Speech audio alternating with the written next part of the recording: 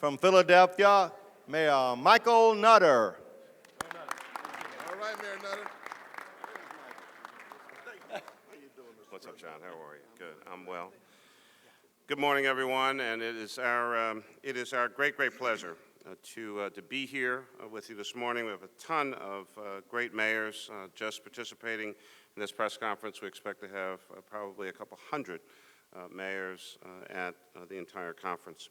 I want to thank you all for joining the nation's mayors as we come together at our annual conference to discuss critical issues that are facing cities all across America. Small, medium, and large cities in America have many challenges, but we work well together in a bipartisan fashion to get stuff done for our constituents. This morning, I believe that all of our mayors will agree that we are outraged, dismayed, and disheartened by news from Washington that the House has moved to cut funding for the Community Development Block Grant by almost 50%.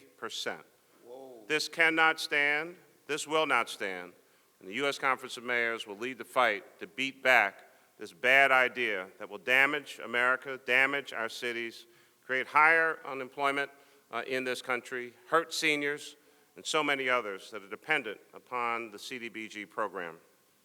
This program, and as all the mayors standing here know and mayors all across America know, is the most targeted, flexible stream of federal dollars that comes directly to cities, a place where the economy of America is created.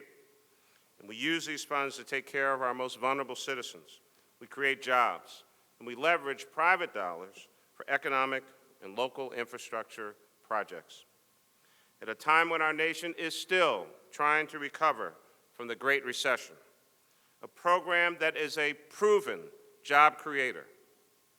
Nearly 40 years of the CDBG program has produced billions of dollars in economic vitality, put hundreds of thousands, if not millions, of Americans to work.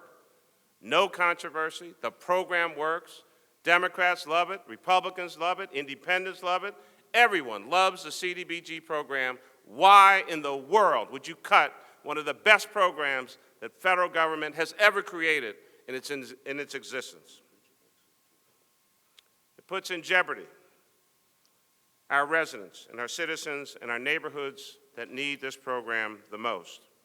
At a time when our economy is still teetering on the economic brink, this is simply irresponsible. I would suggest that many members of Congress do not even understand their own program, the program that they fund. Yet they will want to come to the groundbreakings, to the ribbon cuttings, take pictures, and then come back to Washington and cut this program. It is hypocritical. It's the height of hypocrisy here in the United States of America. And the fact that our federal lawmakers have done this shows just how out of touch Congress really is. You really have to wonder if they're aware that people are still losing their homes to mortgage foreclosure, still struggling to pay back student loans, suffering from long-term unemployment. Through our metro economy work with the IHS Global Insight, we now project that by the end of 2013, only 109 of the nation's 363 cities and their metro areas will have recovered the jobs that were lost during the Great Recession. Is Congress not aware of this? Are they not paying attention? Do they never go home and see those who don't have a job, see the infrastructure that is still crumbling? Do they ride our roads? Do they walk down our streets? Do they talk to anyone outside of the bubble that they live in Washington, D.C.? That number is only 30%. 30% of the cities and metro areas recovering. We still have a long way to go. With sequestration cuts taking effect, moves to limit or repeal tax-exempt municipal bonds, and now to gouge the Community Development Block Grant Program flies in the face of common sense for many communities, as I mentioned, still suffering from the slow or anemic job growth. We're still fighting an uphill battle to create more jobs. We need to invest in, not hinder, our metro areas, because most of the future economic growth and the vast majority of our gross domestic product will come from those areas. So we have to come together this week and every week to fight for the survival of our cities, because we know that our power is in our collective voice. Over the next few days, we will trade ideas, we'll give out some awards, and we'll debate resolutions on immigration and other topics. But in the end, we will vote on and pass resolutions that we actually agree on, because that's what we do. We take action, we get stuff done.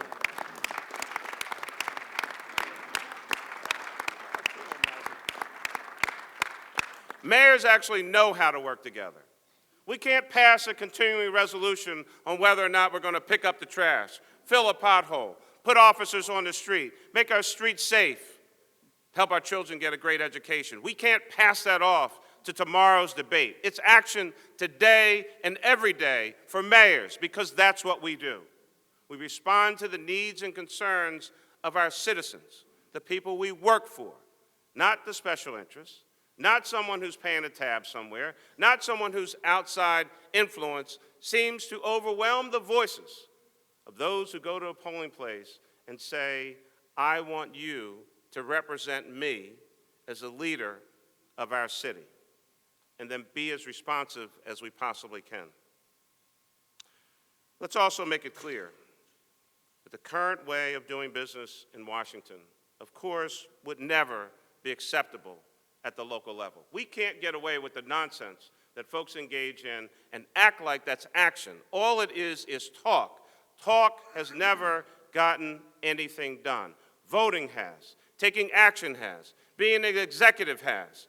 Doing your job is what gets things done, not debates at 2 o'clock in the morning that you think someone might be looking at as you try to score political points. We're trying to make things happen in our cities. And so today we're releasing a report on the Federal Marketplace Fairness Act that shows just how much revenue cities and local governments and states lose by being unable to collect taxes on internet sales. Let me share 2 key points. Collectively, state and local governments experienced a direct loss of revenue due to uncollected taxes on e-commerce of nearly $12 billion in 2011, and that will rise to almost $14 billion in 2013. And the counties and cities tabulated in our report, and that was done in conjunction with the National League of Cities and the National Association of Counties. That report also shows that we'll suffer a projected loss of $1.7 billion in 2013. The point I'm trying to make here is pretty straightforward and simple. This bill is a perfect example of how Congress could help cities by simply working together to find common ground. We are encouraged that the U.S. Senate found a bipartisan way to pass the Marketplace Fairness Act that the U.S. Conference of Mayors has been supporting from the start. Now we need the House to move this important legislation forward as well and get it to President Obama's desk as quickly as possible. We encourage our colleagues in Washington to learn from us and figure out a way to actually work together for the good of the American people. I thought that's what public service was all about. I want to thank you for your attendance here today and ask our Vice President. You'll hear from our Vice President and you'll hear from our second Vice President, but of course, we need you to hear from our host mayor, who makes sure that everything runs well and perfectly here in the great city of Las Vegas, the great Mayor, Carolyn Goodman.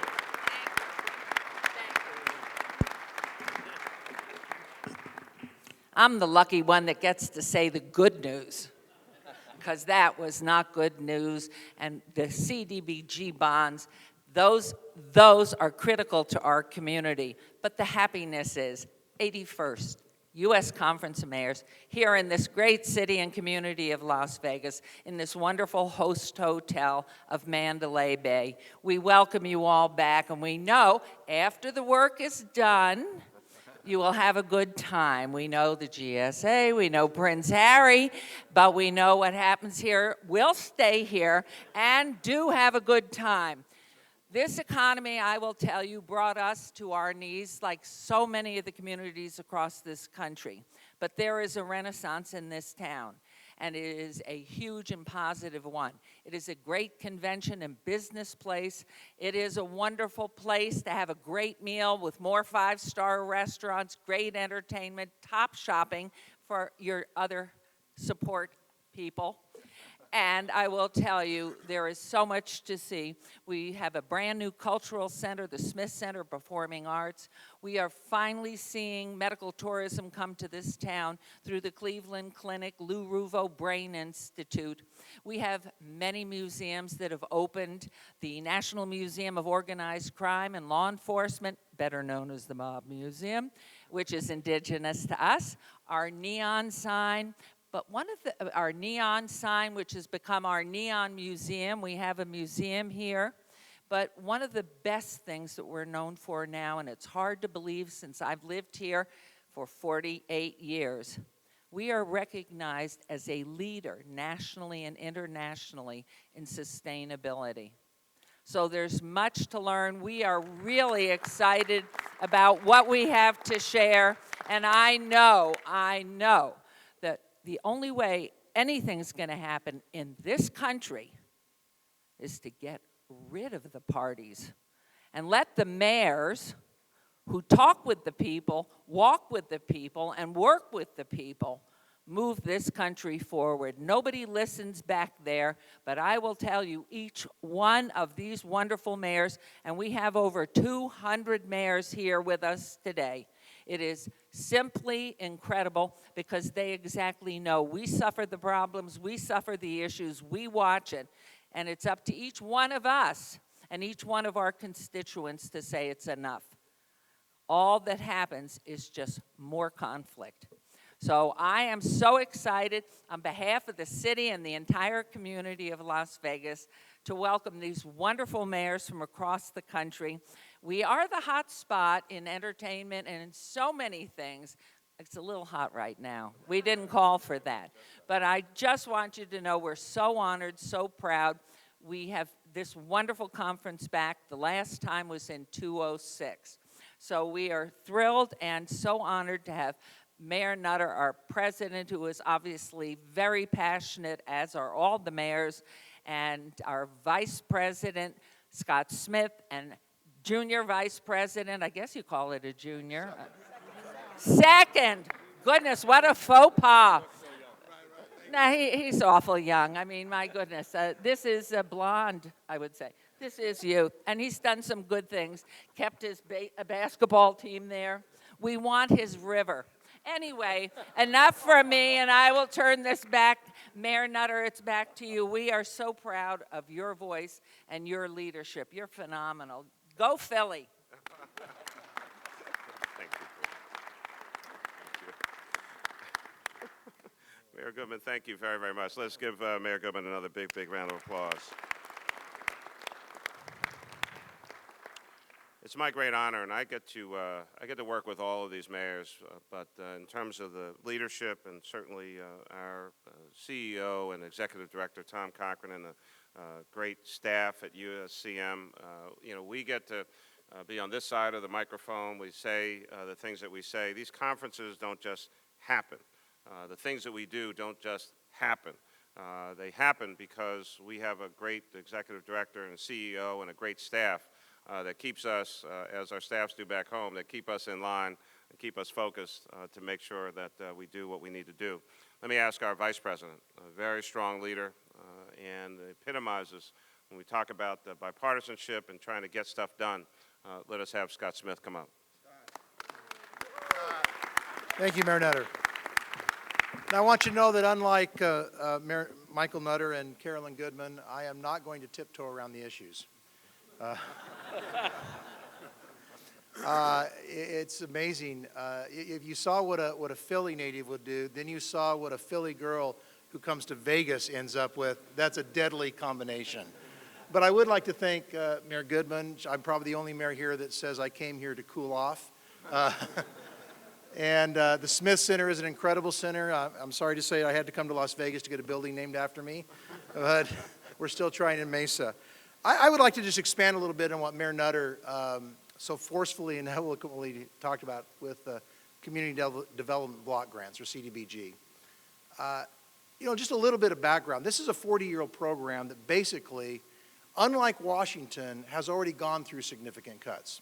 And that's because over the last 40 years, we're about the same funding level today as we were almost 40 years ago, which means in real dollar terms, the actual amount that has come from the federal government down to local governments is really already been cut in half. The sad thing is that we talk in the cities, and we had to talk in the cities, about how we could deal with our own fiscal cliff. And we had a real fiscal cliff, not a made-up fiscal cliff, not a self-created fiscal cliff. We had to deal with real dollar shortfalls and demands on service that we had to continue to provide. And we figured out a way to do that. You don't do stupid things. You make smart cuts, you don't make dumb cuts.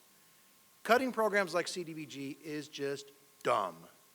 And Washington seems to have perfected the craft of snapping defeat from the jaws of victory.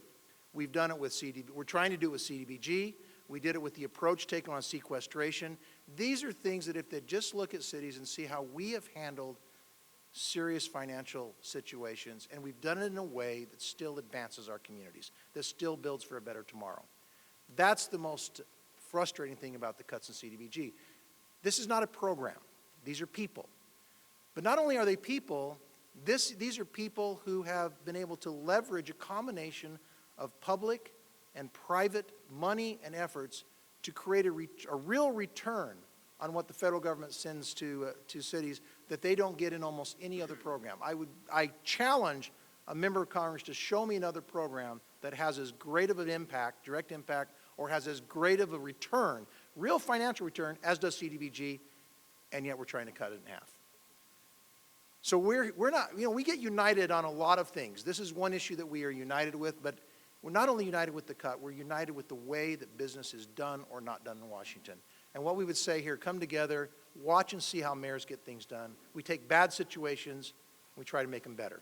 We take good situations, and we make them best. Learn from cities, learn from mayors, but for heaven's sakes, pull your heads out and let's do the job. Thank you.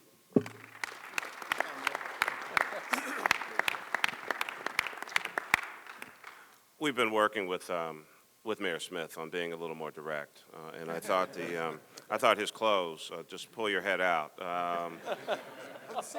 Yeah. Well, I thought just leaving it hanging out there for folks to figure out was quite good. We're going to ask our second vice president, who has now taken on an additional title, is dubbed by Mayor Goodman, but we're going to ask the great mayor of Sacramento, Kevin Johnson, for some remarks. Thank you. All right, I want to thank, first of all, Mayor Nutter for being the president of this organization. He's not only the president, he's the preacher, he's the bishop, and he's done everything you can imagine. So, mayors, let's give Mayor Nutter one more round of applause, please. And Mayor Goodman, who's kind of moving her way in the back, we want to thank her for hosting this incredible conference. And she, among other mayors, have tried to take our basketball team in Sacramento, the Sacramento Kings. The Seattle mayor is not here, I want you to know, because we have him out back. But nonetheless, I want to thank the mayors for standing with me for the last 4 months, because we were in the fight of our lives to really keep our basketball team, and we've done that. So I want to thank all of you for your support. So I think Mayor Nutter and Mayor Smith, they've said it all. You know, mayors don't have the luxury of partisan bickering in politics. That's kind of not how we operate as mayors. We have real people, we have real challenges, and we have to find solutions as mayors. We don't get to sit around and talk about it. We've got to make it happen in our community. And what you'll see is us mayors, we're united much more than we're divided, because we have constituents that we have to answer to in real time. And that's what makes being a mayor one of the coolest jobs in America. And certainly these mayors here represent that. Let me say this. Mayor Nutter talked about it a little bit, but the Marketplace Fairness Act report, it highlights that we as cities are going to lose $14 billion this year alone in sales tax revenue. That's just unacceptable. And we as mayors are tired of trying to do more with less. All we want is our fair share. And Mayor Nutter articulated it very well in our community in Sacramento, our city and county. We're going to lose about $5 million That impacts our public safety and the number of cops that we put on the streets. It impacts our ability to put teachers in the classroom. If you can't take care of education and public safety as mayors, then you are not going to be doing a good job of being good stewards of your city. And that's why we're fighting so hard together. We as mayors are tired of doing more than less, as I said earlier.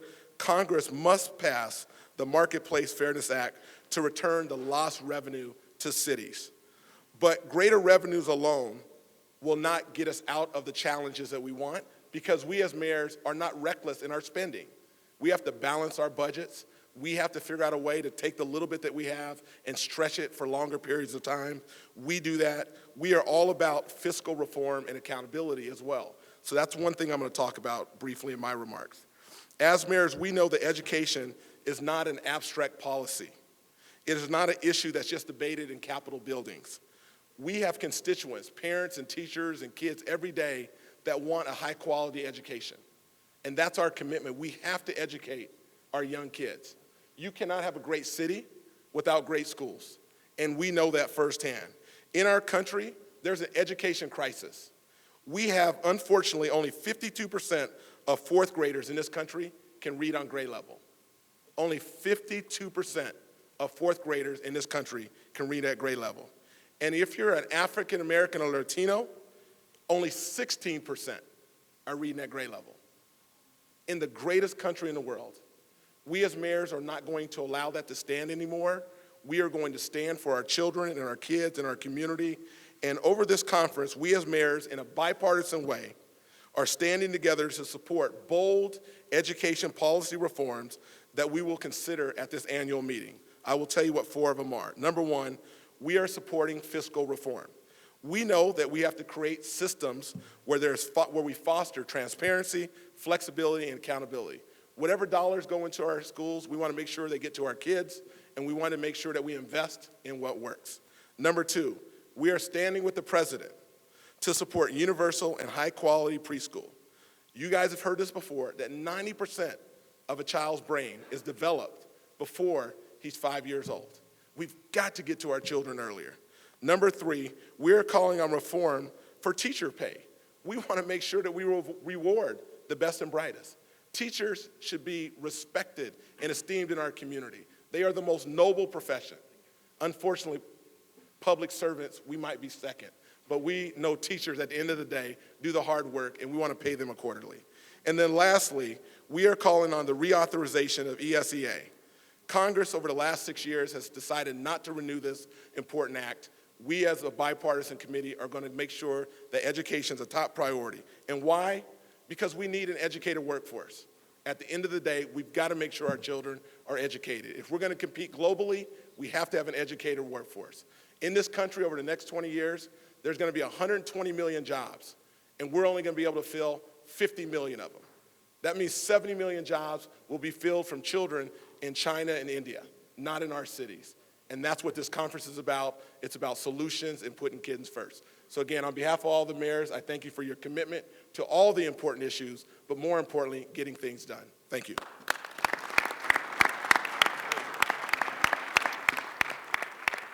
We have just a couple other mayors, and then we'll be glad to take any questions from the news media. I'm going to ask Mayor Greg Fisher from the great city of Louisville, Kentucky, to come on up. Thank you. I'm Greg Fisher from Louisville. I frequently say the job of a mayor, you have to have the head of a chief executive, you have to have the intensity of a drill sergeant, and you have to have the heart of a social worker. So it's a job that pushes you in a lot of different ways. But as a business guy, I take a look at how we balance our budget and the various tools that we have and the assistance that we expect to get from Washington, D.C., as we take a look at the various complexities of growing our economies. One of the ways, obviously, is how can we have healthy infrastructure? Infrastructure is what has made American cities great, whether it be roads or bridges, or today's world is broadband infrastructure as well. And I want to address the issue that Congress is looking at right now in various ways to reduce expenditures at the federal level, and one of those is to take away the tax exemption from municipal bonds. Municipal bonds, tax-free municipal bonds have been the way that cities have built themselves out for over 100 years since the tax code was invented. Just this last decade, $1.6 trillion of projects have taken place in our cities because of tax-free municipal bonds. And now to have that on the table is an issue to play with to reduce costs at the federal level is irresponsible for several reasons. One, our cities are falling apart. To think you don't have to invest in a city is like having a business and acting like we don't have to keep our capital equipment up or invest in our people. That is a sure recipe for going out of business. Likewise, cutting off tax-free municipal bonds, same thing for the city. It is a well-proven investment technique that has a great market right now, and to take that away or reduce the amount that's tax-free is a recipe for dangerous. We need more ability to issue bonds in our cities. That's the clearest way not only to create direct jobs today, but also to create a multiple effect for time to come as well. So we implore, as the Conference of Mayors, to leave the tax exemption alone with municipal bonds. It's a proven formula for us to grow in the cities, and now is the time more than ever where we need the tax-free bonds to grow. Thank you. Our last speaker this morning will be our great past president, Mayor Elizabeth Kautz. Thank you. Thank you, Mr. President. I think all of the mayors have spoken so eloquently about the issues that are facing cities, from our community development block grant to our municipal bonds, which I have been working with all of the other mayors with regard to this particular issue because it's very important to all of us. These are bonds that allow us to build roads, allow us to build buildings, bridges in our school districts and also on the state level. And yet, this particular effort or this particular item is being used to help Congress balance their budget. It's been in place for over 100 years, and it has worked. It has put people to work. It allows the people in our cities to invest in those bonds, which helps to build our infrastructure, which helps them and us to buy and to get bonds at a very low interest rate. And yet, at the same time, they can make some money, but very small amounts. We need Congress to understand that they can't take this away or even cap it. It's worked for over 100 years. We've built America on the bonds. We have put people to work using this tool.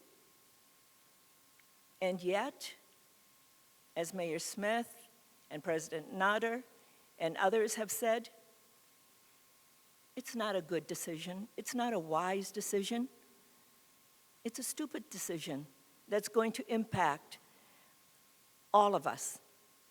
So I hope that all of you will raise awareness of this issue in your cities with your friends, and then speak to your Congress people and tell them not to take it away. Thank you. Thank you, Madam President. Before we take questions, let me ask the mayors to go around real quick, name and city, please. Mayor Mario Avery for the city of Fairburn, 20 miles south of Atlanta. Joe Santoro, mayor of the city of Glendora, California, about 19 miles east of Los Angeles. Mayor Raul Salinas, Laredo, Texas, right on the border. Mayor Roy Buell, Dubuque, Iowa. Greg Fisher, Louisville, Kentucky. Scott Smith, Mesa, Arizona. Mayor Brian Waller, Piscataway, New Jersey. John Linder, Chester, PA. John Marks, Tallahassee, Florida. Stephanie Rollins Blake, Baltimore, Maryland. Dennis Williams, Wilmington, Delaware. Elizabeth Kautz, Burnsville, Minnesota. Brenda Lawrence, Southfield, Michigan. Lucy Tondreau, North Miami, Florida.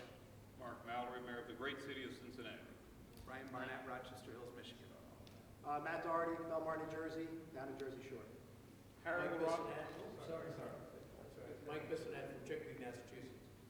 Harry LaRosse Lear, Plano, Texas. Kim McMillan, Mayor of Clarksville, Tennessee. Paul Soglin, Madison, Wisconsin. Cynthia Sternquist, Temple City. Kinley Price, Newport News, Virginia. Nancy McFarland, Raleigh, North Carolina. Luigi Boria, City of Doral, Miami-Dade County. John Lazar, City of Turlock. Frank County, Des Moines, Iowa. Carolyn Goodman, host city, Las Vegas, Nevada. Terry Renner, Bloomington, Illinois. Mitch Landrew, New Orleans.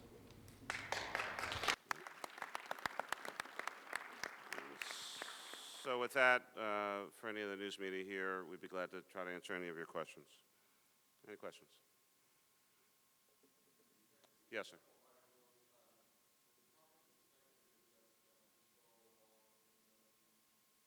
Tom.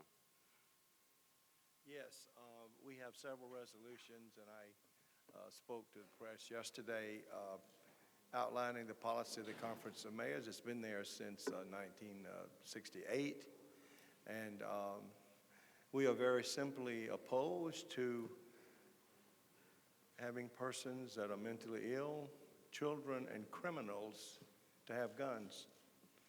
But I know most of our members support the Second Amendment. This is a very interesting, difficult issue. We are a very diverse group of mayors, but we have many ways that we're coming together on violence, which includes guns. And the issue is really about gun safety, not about gun control. It's about gun safety. Any other questions? Anyone else? Good. Thank you all for being here. Let's have a great conference. Thanks. Bye-bye. Stunned silence.